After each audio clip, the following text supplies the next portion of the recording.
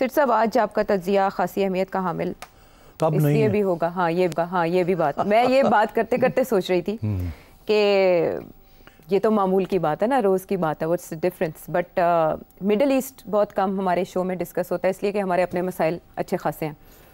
Middle east तवज्जो का मरकज़ तब बना जब ईरान की जानिब से इसराइली जारहियत का जवाब दिया गया। दमिश्क में जब इसराइल ने हमला किया था, टारगेट किया था सफारत खाने को, तो ईरान ने 300 मिसाइल रिपोर्ट्स के मुताबिक बरसाए थे और इसे एक अलामती जवाब भी हमला समझा गया था। उसके बाद से खामोशी थी, लेकिन यकदम ये होता है कि ईरान में 2 शहादतें होती हैं 2 सीनियर लीडर्स की, और उसके बाद ईरान में इंतखाब होता है और 9 मुंतखब सदर की तकरीब हल्फबरदारी में मदऊ किया जाता है मुमताज़ फ़लस्तीनी रहनुमा इस्माइल हनिया साहब को। वो वहाँ मौजूद होते हैं, वो एक मेहमान की हैसियत से, रियासत के मेहमान की हैसियत से वहाँ मौजूद हैं और उन्हें निशाना बनाया जाता है, जिसकी बज़ाहिर ज़िम्मेदारी अभी तक कबूल नहीं कर रहा इसराइल। लेकिन शुकूक व शुबहात का इजहार यही किया जा रहा है कि ये हमला इसराइल की जानिब से किया गया, ईरान की हदूद के अंदर से किया गया या बाहर से, ये एक और अपनी जगह पर सवाल है। शहादत अपनी जगह पर एक बहुत बड़ी खबर जिसने हिला के रख दिया मशरिक़ वस्ता को, पूरी उम्मत मुस्लिमा को, लेकिन ईरान की सरजमीन पर अटैक होना एक और चीज़ है जो ईरान को बरह रास्त इन्वॉल्व करती है। और ईरान की तरफ से जवाबी हमले का ऐलान भी कर दिया गया है और उधर इसराइल ने भी कहा है कि हम तैयार हैं अपने डिफेंस के लिए। क्या असरात मुरतब कर सकती है ये शहादत ओवरऑल गज़ा की जंग पर और ख़ित्ते की सूरत हाल पर? आयशा, इसमें 3-4 पॉइंट्स हैं जो कि जिसकी बात होनी चाहिए, फिर पता चलेगा कि आगे क्या होने जा रहा है। पहली बात तो ये है कि आपने सही कहा कि ये पहली दफ़ा ईरान के अंदर एक अटैक हुई है ऑन अ हमास और पैलेस्टीनियन लीडर जी। मगर इजराइल ने अभी तस्लीम नहीं की जी। ऐसे ही है ना जी। अभी इसके हाल ही में बेरूत में एक अटैक हुआ जी, 24 आवर्स के अंदर, जो हिजबुल्लाह के कमांडर हैं, हिजबुल्लाह के जी, और तस्लीम कर लिया इजराइल ने कि हमने किया जी। यहाँ तस्लीम नहीं किया ऑफिशियली, मगर सबको पता है कि इजराइल ने किया है। इजराइल को ख़ुद पता है उन्होंने किया है, और इजराइल के जो कल्चर मिनिस्टर हैं उनका भी एक बयान आया है, जो कि लोगों ने उसकी तरफ गौर नहीं किया, मगर उनका भी एक बयान आया, मैं पढ़ के सुनाता हूँ। वो ये कहते हैं, अंग्रेज़ी में मैं पढ़ के सुनाता हूँ, फिर अंग्रेज़ी उर्दू में तर्जुमा कर देंगे। Quote on quote, this is the right way to clean the world of this filth, no more imaginary peace surrender agreements, no more mercy. ये है उनका minister of culture Amichai Eliyahu. अब बात यह है कि ये तो तस्लीम कर ही लिया ना, नाम नहीं लिया, मगर इसके बाद ये कहा कि हमने एक दुश्मन को ज़ेर कर दिया, मार दिया, ढेर कर दिया। तो कर तो लिया उन्होंने। इससे कबल ईरान के अंदर ईरानियन न्यूक्लियर साइंटिस्ट्स को भी टारगेट किया गया। Israel has been targeting Iranian scientists, मगर कभी भी उन्होंने जिम्मेदारी नहीं ली, मगर उनको अटैक करता रहा। और सबको पता गया इनके Israel was behind those attacks. अब ईरान के लिए प्रॉब्लम यह है कि ये पहली ईरानियन सॉइल के ऊपर एक ऐसी अटैक हुई है ऑफ अ नॉन ईरानियन, जो कि एक मेहमान था और एक कॉन्फ्रेंस के लिए आए हुए थे, वो जो कि इलेक्शन थी प्रेसिडेंट की। हाँ, और तो अब सवाल ये खड़ा होगा कि क्या इसके बाद हालात बिगड़ेंगे या शायद बेहतर हों। 2 किस्म के तबसरे हो रहे हैं। एक ये कि ईरान अब बहुत बड़ा सख्त रिएक्शन होगा ईरान से। वो जो 300 रॉकेट्स फेंके थे वो अब भूल जाएंगे, इससे ज़्यादा सख्त करना पड़ेगा।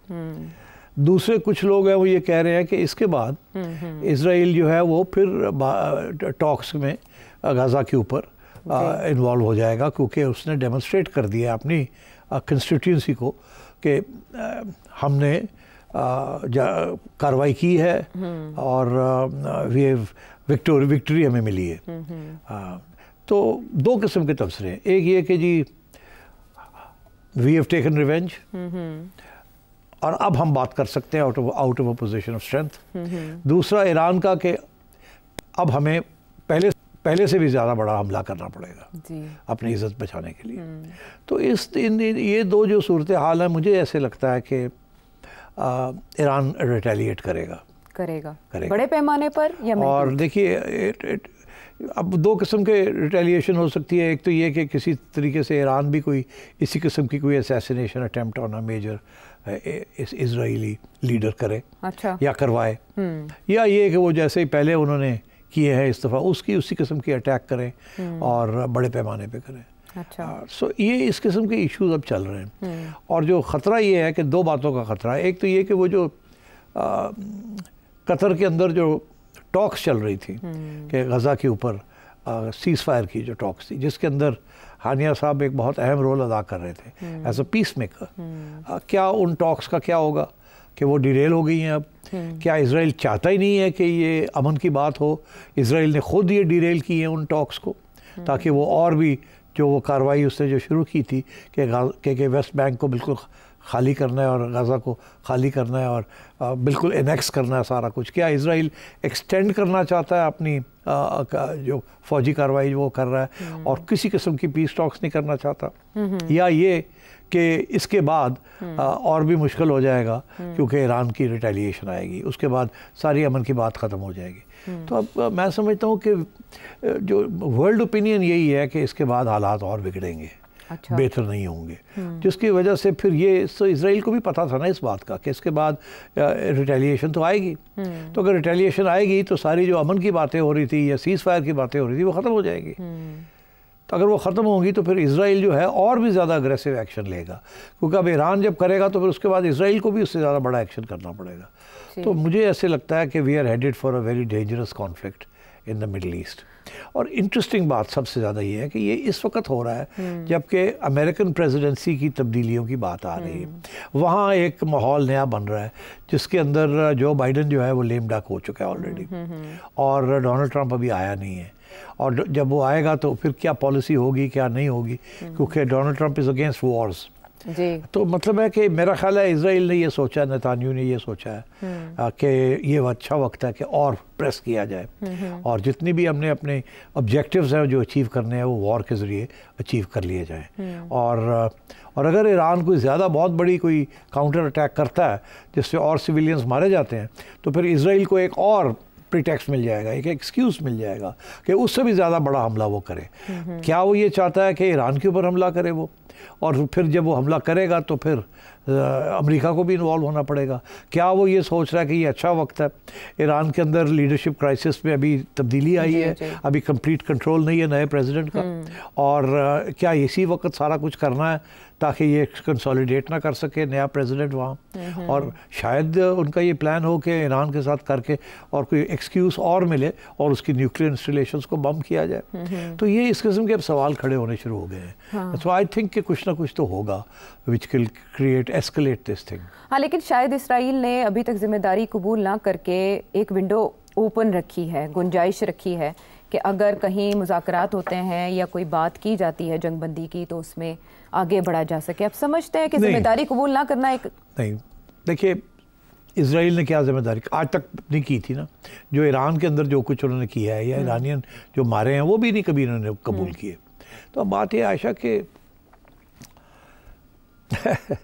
अभी मैं देख रहा था दुनिया के सब मुल्कों के स्टेटमेंट्स, पाकिस्तान का स्टेटमेंट भी देखा। पाकिस्तान ने तो पहले इजराइल का नाम लेके फॉरेन ऑफिस ने कंडेम किया, फिर फॉरेन ऑफिस ने अपना बयान तब्दील कर लिया और इजराइल का नाम निकाल दिया अपने कंडेमनेशन में। ऐसे ही है ना? जी बिल्कुल, रिपोर्टेड। मगर मैं देख रहा था दुनिया में जो सबसे ज़्यादा रिएक्शंस जो सारे आए हैं वेस्टर्न ममालिक से भी और मुस्लिम ममालिक से भी, किसी ने इजराइल का नाम नहीं लिया। सिर्फ एक मुल्क है जिसने नाम लेके कहा है कि ये इजराइल ने या इजरायली प्राइम मिनिस्टर ने ये काम किया है। वो कौन सा मुल्क है? वो है टर्की। टर्की ने ये किया।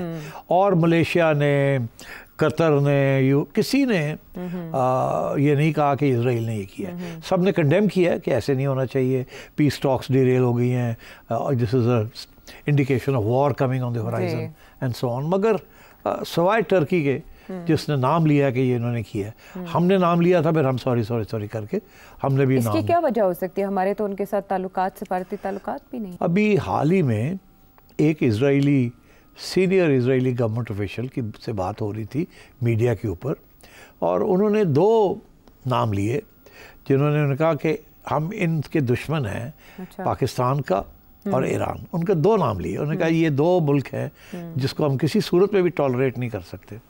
अगर ये सूरत है, हालांकि सिर्फ वो 2 ही नाम ले सकते हैं, ईरान के साथ आपका नाम लेते हैं, तो क्या वजह है कि आप खुल के क्यों नहीं उनके खिलाफ बात कर सकते? तो इस पर भी सोचना चाहिए कि वजह क्या है।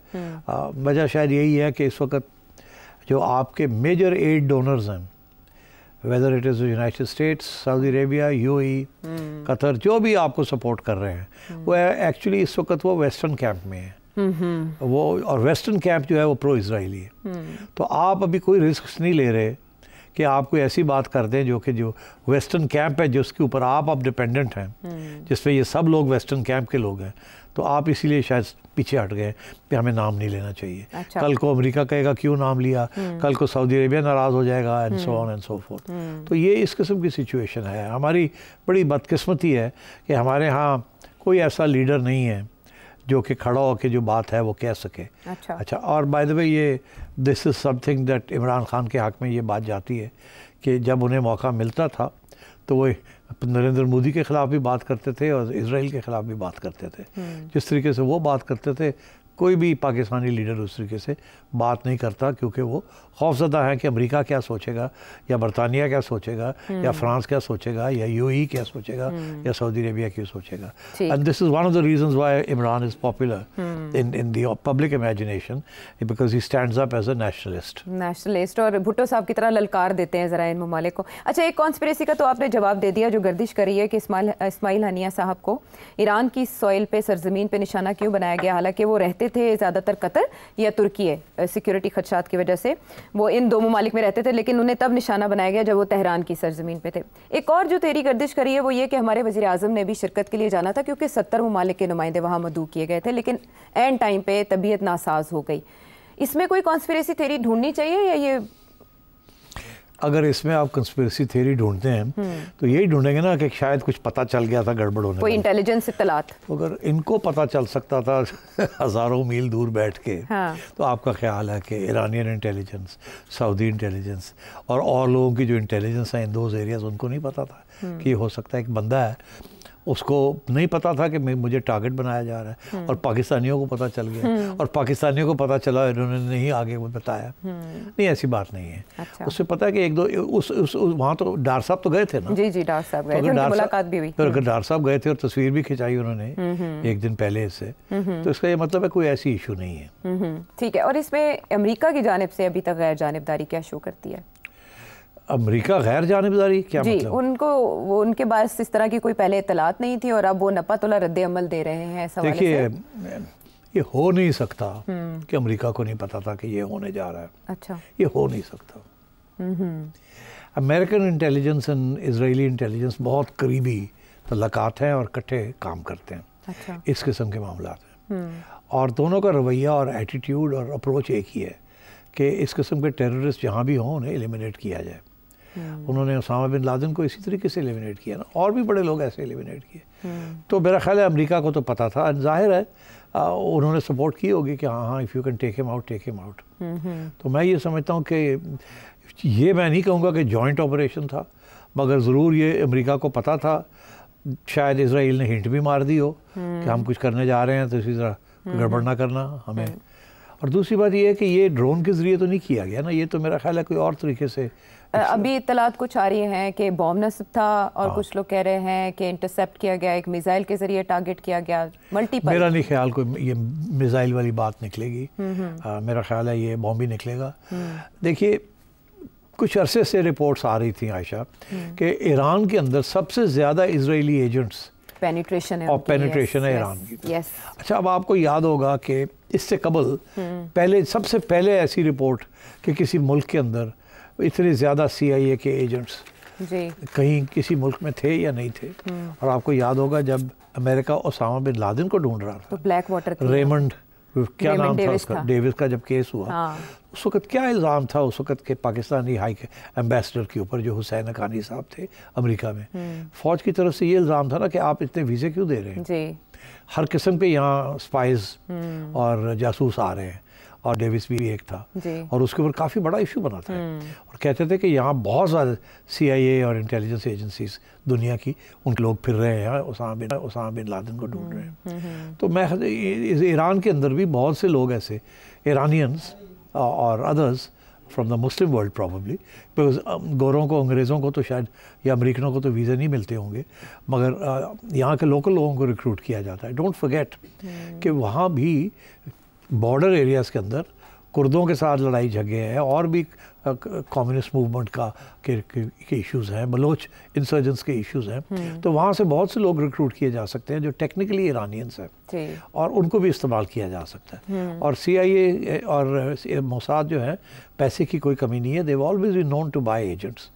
तो मैं समझता हूँ कि this is one such case. Interesting बात जो ये है कि क्यों नहीं ईरानियन अथॉरिटीज़ ने तवज्जो दी कि यहाँ कितने एजेंट्स फिर रहे हैं ईरान के अंदर, और कुछ भी हो सकता है। और ये भी सवाल किया जा रहा है कि ईरान को क्या आगे उनकी जो इंटेलिजेंस है उनको नहीं पता कि कितने लोग फिर रहे हैं और क्या उनके मकासद हैं, किसको असैसिनेशन के लिए आए हुए हैं, क्या करने आए हुए हैं। तो अभी तक जब खबरें आती हैं आयशा, तो यही पता लगता है फलाने जर्नलिस्ट को पकड़ के ईरान ने जेल में डाल दिया और कहा कि तुम यू आर अ जासूस। मगर कोई ऐसी कोई बड़ा केसेस नहीं मिले उनको जहाँ ये कन्विंस किया जाए या प्रूफ दिया जाए कि ये इजरायली एजेंट्स हैं या इन्होंने ये कन्फेशन दी है या ये हुआ। But actually the fact is that analyst यही कह रहे हैं कि बहुत से लोग फिर रहे हैं वहाँ जो इसराइल के पेरोल पे हैं। ठीक है, अब ये ईरान के रिएक्शन से पता चलेगा। बहुत से और सवालों का जवाब भी हमें मिल सकता है जो अभी तक मुबहम है।